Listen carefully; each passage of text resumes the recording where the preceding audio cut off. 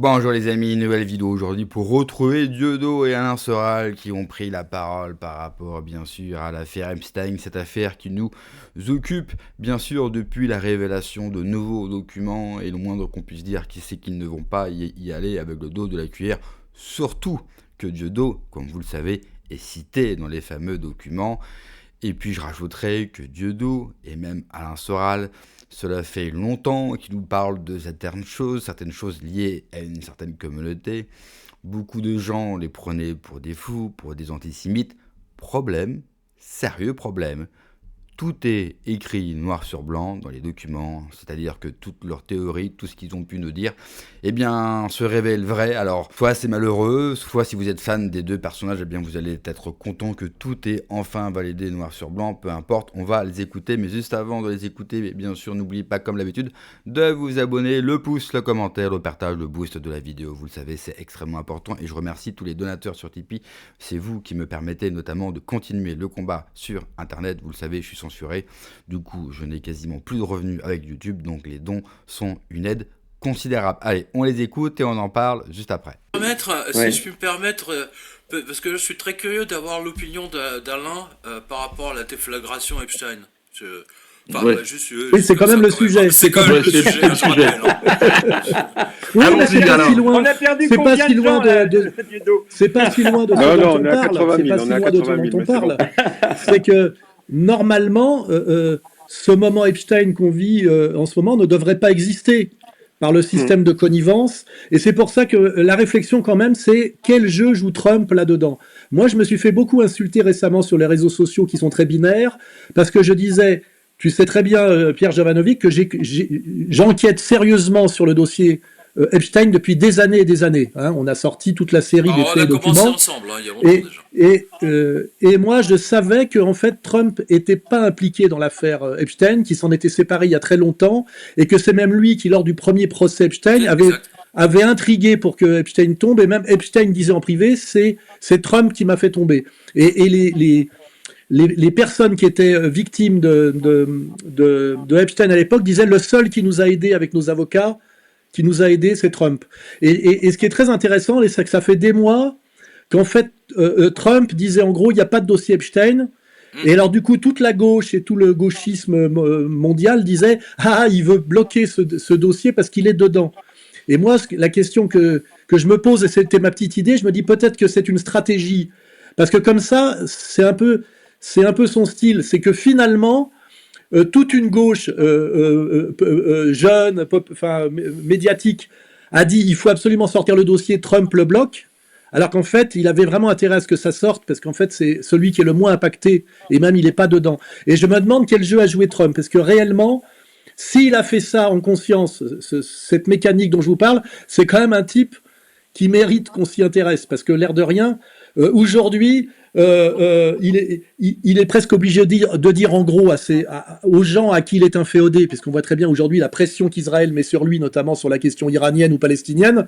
On a l'impression qu'il va dire à Netanyahou en gros, j'ai fait ce que j'ai pu pour bloquer le dossier, mais il a fini par péter, alors qu'en fait, j'ai fait ce que j'ai pu, si on réfléchit bien, il a tout fait pour que ça sorte d'une certaine manière. Et moi, je n'ai pas la réponse, mais la question, c'est quel jeu joue Trump? Et c'est très compliqué sur cette question, sur la question israélienne, sur la question iranienne et sur la question d'Epstein, qui est la même question. Hein. C'est la question, je vais le dire, d'Israël, et c'est la question au-delà d'Israël de ce qu'on appelle le suprémacisme juif. Hein. C'est quelque chose de très précis, parce qu'aujourd'hui, je vois beaucoup de gens qui s'excitent sur les réseaux sociaux, en disant l'affaire Epstein, ceci, cela. Le mot que je ne vois jamais écrit, pratiquement, c'est Israël. Tu vois, c'est quand même que tout converge vers Israël, qu'on le prenne au sens politique immédiat, ou même au sens, je dirais, presque biblique. Hein. Voilà. Et la question, c'est quel jeu joue Trump par rapport à cette incroyable puissance qui domine l'Occident? Et j'ai pas la réponse, mais comme j'aime vivre d'espoir, je me dis que peut-être que Trump a joué dans cette séquence finalement quelque chose qui mérite peut-être d'être apprécié, c'est-à-dire que c'est quand même sorti et l'air de rien, c'est quand même c'est pas lui qui est en tête d'affiche. Moi, je me suis fait beaucoup insulter ces derniers temps en disant tu couvres Trump parce que tu n'as pas le courage d'admettre que tu t'es trompé. Et moi, je répétais toujours, de ce que je sais, j'ai quand même travaillé, Trump n'est pas dans les dossiers. n'est pas dans les dossiers Epstein, alors que tous les autres y sont, et notamment ceux qui prétendaient que Trump voulait étouffer l'affaire parce qu'il était dedans. Donc je me dis, peut-être que Trump est un incroyable joueur de poker, je ne sais pas. Alors, c'est très intéressant ce que tu viens de dire, Alain, parce que je pense que c'est un joueur de poker. Je pense que la grande différence entre Trump et Poutine, c'est que Poutine est un joueur d'échecs et Trump est un joueur de poker. Et ça, c'est un petit peu normal, dans la mesure où autant les Russes travaillent sur le temps long, et d'ailleurs les gens qui gouvernent maintenant sont appelés à gouverner de plus en plus longtemps, parce que le système russe, ça fonctionne sur cette autorité bienveillante. Mais aux États-Unis, les présidents qui n'ont pas vraiment un véritable pouvoir, eux travaillent sur le temps court. Ils ont très très peu de temps pour faire ce qu'ils ont à faire, et c'est pour ça que parfois le style des présidents américains, il est parfois un petit peu plus, j'allais dire, un peu plus, comment dire, Brutal. Merci, c'est le mot que je cherchais.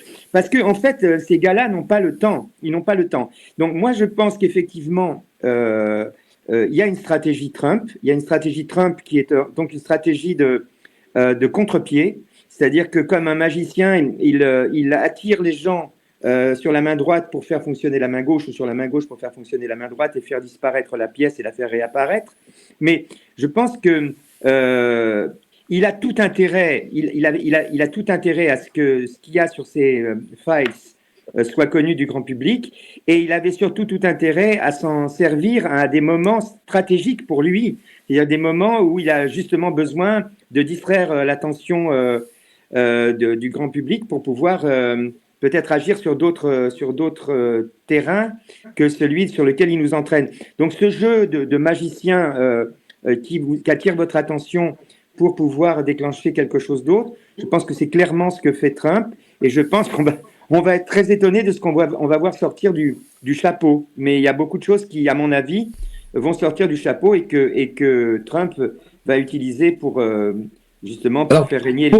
C'est sûr qu'avec Trump, on est bien loin de notre caste politique et on est bien loin d'Emmanuel Macron. C'est sûr qu'avec des hommes comme Trump et comme Poutine, nous avons affaire à des joueurs d'échecs, à des hommes intelligents. Je pense que la grande différence, par exemple, entre un Poutine et Trump est liée au système politique, tout simplement, et aux influences. Poutine, il n'y a pas grand monde, pour être clair, qui doivent avoir une influence néfaste ou le tenir. D'ailleurs, Jeffrey Epstein, dans les documents, il classe Poutine comme quelqu'un de dangereux. Donc quand un enfoiré vous dit que cet homme est dangereux, ça veut dire qu'il n'est pas corruptible, donc c'est un mec bien. Donc ça, c'est un bon point, évidemment, pour Poutine. Trump, c'est la même chose. Trump, il dit c'est un homme dangereux, peut-être le plus dangereux que je n'ai jamais rencontré. Pas dangereux dans le sens pervers, dangereux parce qu'il n'a pas d'accroche sur lui. Et le problème de Trump, c'est qu'il est dans un système politique américain totalement gangréné et tenu par un certain lobby d'une certaine communauté. Donc il n'a pas les mains libres. Et on le sait, le président américain a très peu de pouvoir en réalité parce que le système politique américain a été construit avec de multiples contre-pouvoirs, avec des agences qui sont totalement indépendants du pouvoir central. Donc c'est très compliqué à gérer. C'est pour cela, je pense, que Trump avance à petits pas et petit à petit, il va lâcher la bride sur certaines affaires, ce qui va au contraire de sa communication, par exemple. Depuis le début, il nous dit, il n'y a rien, dernièrement, il nous dit, il faut arrêter avec cette affaire. Il faut arrêter, mais c'est lui, quelque part, qui donne l'ordre de nous révéler tous ces documents. Ce qui veut dire certainement qu'il va aller au bout. Mais il va y aller au bout petit à petit. Il faut déjà préparer la population, bien sûr, parce que ça va faire l'effet d'une bombe atomique. Ça va être une déflagration d'apprendre de ce que fait l'élite, leurs acteurs, leurs chanteurs, leurs hommes politiques. Enfin, faut imaginer l'effroi et la sidération, bien sûr, chez la population américaine, mais pas que. Bon, chez nous, bien sûr, c'est la faute des Russes, comme vous le savez. D'ailleurs, aujourd'hui, au moment où je vous parle, le gouvernement a détecté une ingérence russe, c'est-à-dire que c'est les Russes qui ont fait exprès de mettre Emmanuel Macron dans les documents qui ont été déclassifiés de Jeffrey Epstein. C'est pas une blague, ça vient de sortir. Je rappelle juste que Macron est cité 280 fois dans les documents de Jeffrey Epstein. Mais c'est la faute des Russes. Revenons à Trump. Trump, il est tenu quelque part. Il est pris en main et il a des problèmes. Il n'est pas libre de ses mouvements, aussi bien sur la politique intérieure, mais surtout sur la politique internationale. Il doit donner des gages. Regardez ce qui s'est passé avec l'Iran. Il envoie l'armée américaine. Donc on avait tous les porte-avions, tous les vaisseaux américains. Ils étaient prêts à attaquer l'Iran et on y croyait vraiment. Ils étaient en face. Et puis tout d'un coup, à 24 heures de l'attaque, 3 millions de documents ont été déclassifiés. Vous pensez que c'est du hasard? Le hasard à ce niveau-là, ça n'existe pas. Surtout que l'attaque contre l'Iran est voulue par qui? Essentiellement par Israël. Et qui on retrouve essentiellement dans les documents qui ont été déclassifiés? Israël, le Mossad, la famille Rothschild, bref, le gratin de la fameuse communauté qui, apparemment, d'après leur dire, c'est écrit noir sur blanc, contrôle le monde. Donc c'est un pied de nez extraordinaire que fait Trump. C'est-à-dire que Trump, il a deux communications. Il a celle pour le grand public dans ses conférences de presse. Il en fait quasiment 10 par jour où il vous dit qu'il ne s'intéresse pas à cette affaire. Il faut laisser tomber. L'autre partie, vous avez la communication officieuse. Il lâche la bride, il lâche les documents petit à petit. Donc on peut réellement espérer en voir plus. Et je pense que ça dépendra de deux choses. La première, c'est est-ce que cette première salve qui a été révélée lui a permis de se libérer un petit peu les mains.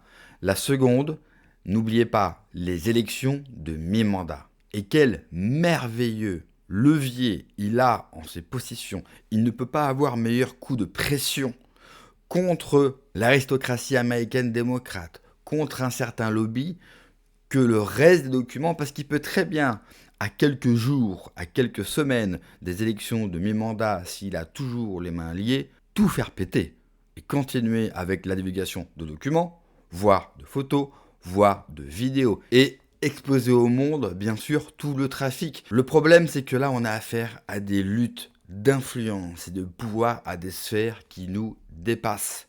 On ne saura peut-être véritablement pas la vérité sur ce qui se joue en coulisses. Par contre, ce qui nous intéresse, c'est d'avoir les dernières pièces du puzzle pour avoir le fin mot sur toute cette histoire. Merci d'avoir regardé la vidéo, les amis. N'oubliez pas, comme d'habitude, de vous abonner, le pouce, le commentaire, le partage. J'ai besoin de votre soutien. Prenez soin de vous, que Dieu vous protège. Allez, ciao.